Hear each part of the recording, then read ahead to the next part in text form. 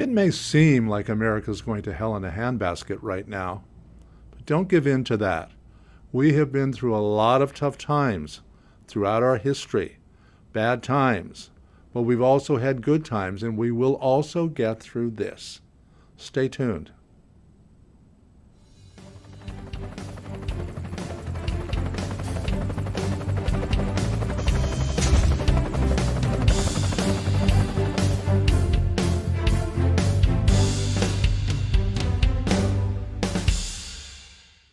Good morning and welcome to Sunday Connection here at Unity Gresham. What a week, huh? Yeah, we haven't seen anything like this since the War of 1812, when the British stormed the U.S. Capitol building and burned it.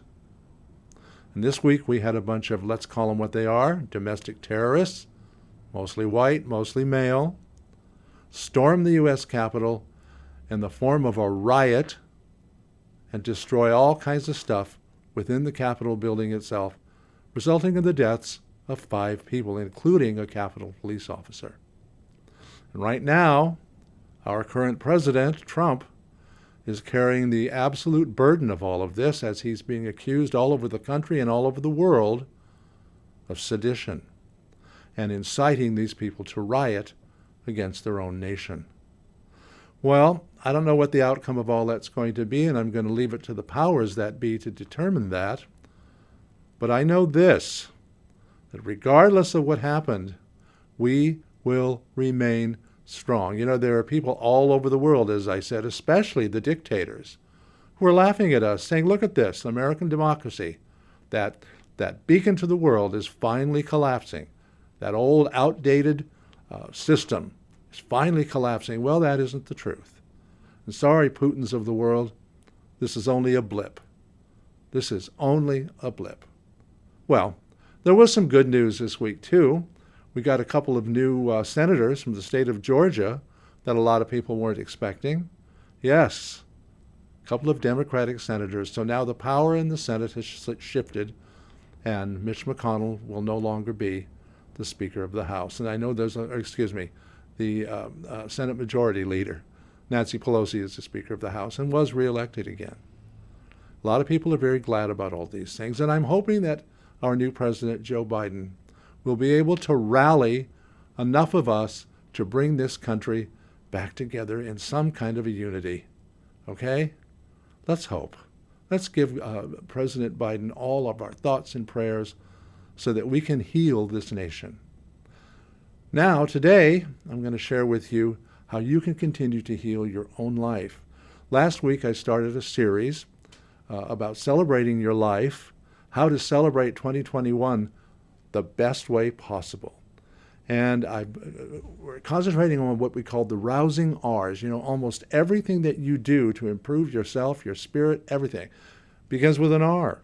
And last week we did the first 4, and they were recognize your own incredible beauty, reclaim your personal power, reevaluate your inner script and rewrite as necessary. Very often we're following someone else's script anyway. And respond to life rather than react. And very briefly, we're going to go through the next 4. Remember, I told you that these are all going to be summarized, and I'm going to give you a handout at the end of this series. So if you missed any of them, you'll get them all. So this week, I want to share with you the next 4, and listen to these. Right now, they're very appropriate considering what's going on in our nation. Release, or at least reduce, your fears. You will rise to the level of your greatest fear. Yeah, we all have fears, but we don't have to let them control us. And right now, a lot of people are allowing a lot of fear to do a lot of controlling in their lives. Regain your courage. Boldness has a certain charm to it. Be willing to take a few more calculated risks. As Albert Einstein said, nothing happens until something moves. Can't argue with that. Remember that you came here to help the world become its best. This is the secret you've been looking for.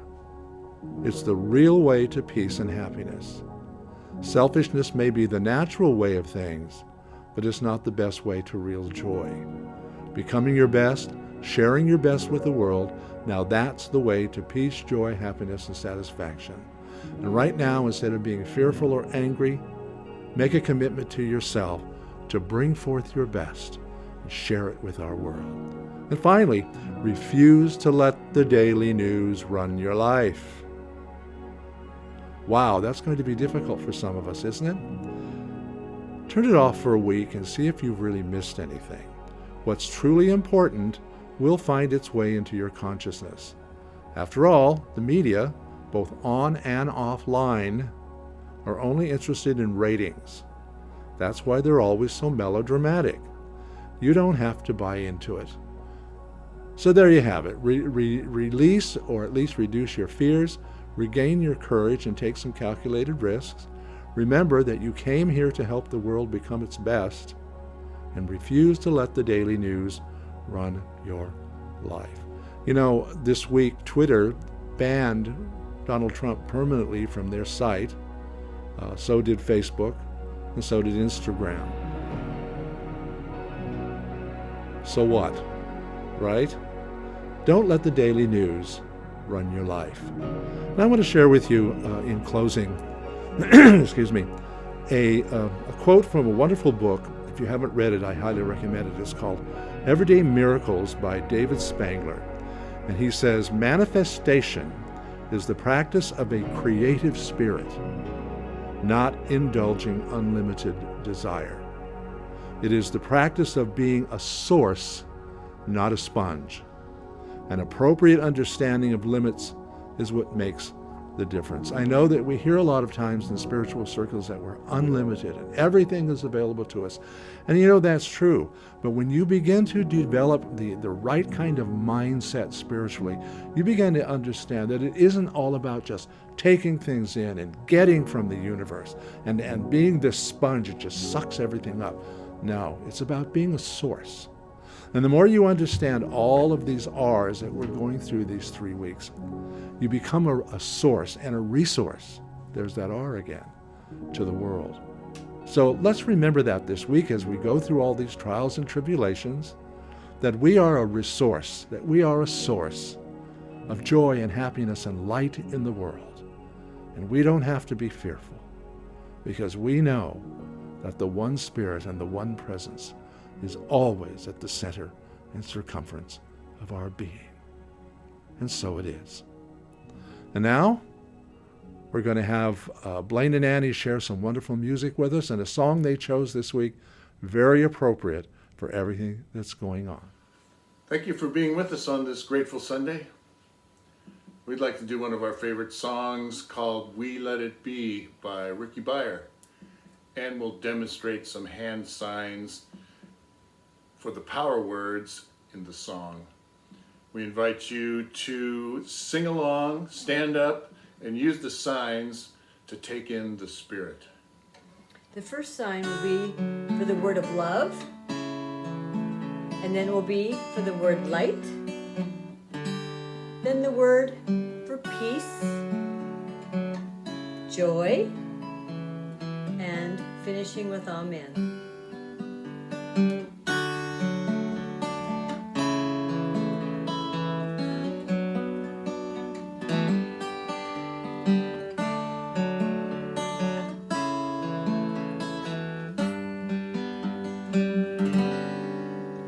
We let the love wash over us. We let it be love. We let the love wash over us. We let it be light. We let the light wash over us. We let it be peace. We let the peace wash over us. We let it be joy. We let joy wash over us. We let it be. Amen. Amen. Amen.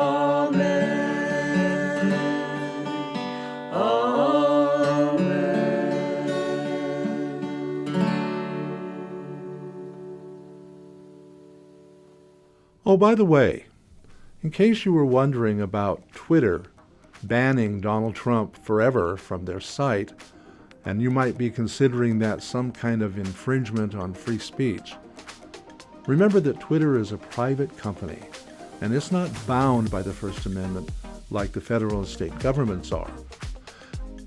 And just to make it a little bit more rational, remember this.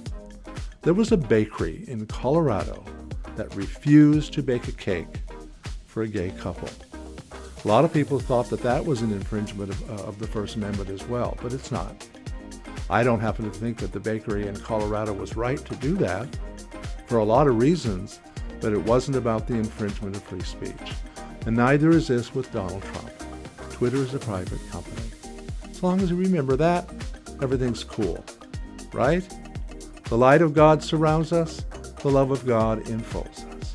The power of God protects us, and the presence of God watches over us. Wherever we are, God is, and all is well. Namaste.